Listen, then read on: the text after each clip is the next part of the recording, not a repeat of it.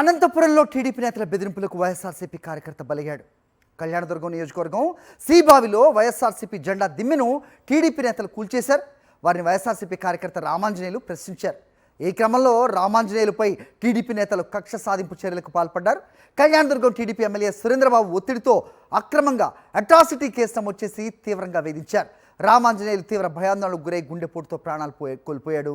రామాంజనేయులు మృతికి టీడీపీ నేతల వేధింపులే కారణమని కుటుంబ సభ్యులు ఆరోపిస్తున్నారు.